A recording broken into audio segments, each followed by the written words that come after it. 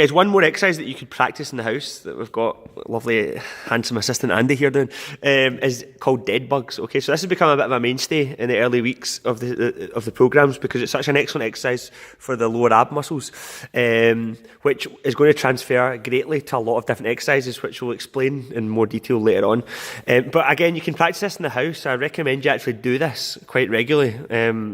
On your days away from the programme, because it will make a huge difference, especially if you're someone that suffers from a lot of lower back pain, or if you're someone that knows that you, for example, have quite an excessive arch at your lower back.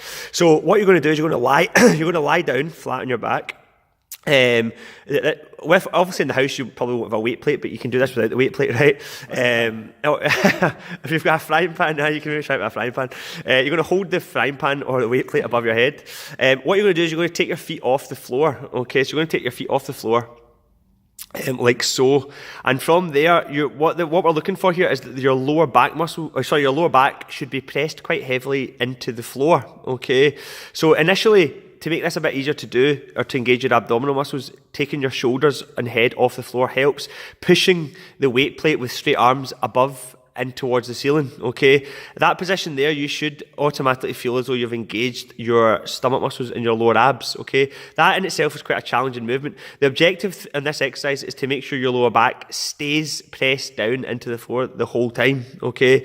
From there, you're then going to very, very slowly start to straighten one leg, okay? As you straighten one leg, you'll find it is harder and harder to keep your lower back pressed into the floor. Therefore, you should feel your stomach muscles are getting more and more sort of painful, right, when you're doing this. But the key is to do this slowly. Don't be tempted to rush through it or speed it up in order to make sure that you keep your lower back pressed down into the floor, which means, in other words, that you're keeping your lower ab muscles engaged. If you rush through it, the chances are that your ab muscles will disengage and that your lower back will come away from the floor. Okay, so we're going to give you a wee cue you can use in the house again to do this. So at the moment, Andy's put the sleeve of his hoodie through his lower back, right? So if Andy, with the lower back pressed into the floor and his abs engaged, if he was to pull the sleeve, it wouldn't move, right? It's stuck because his lower back is pressed into the floor. If he disengages his abs and takes his lower back away, suddenly the sleeve comes away because you've disengaged the lower ab muscles, okay?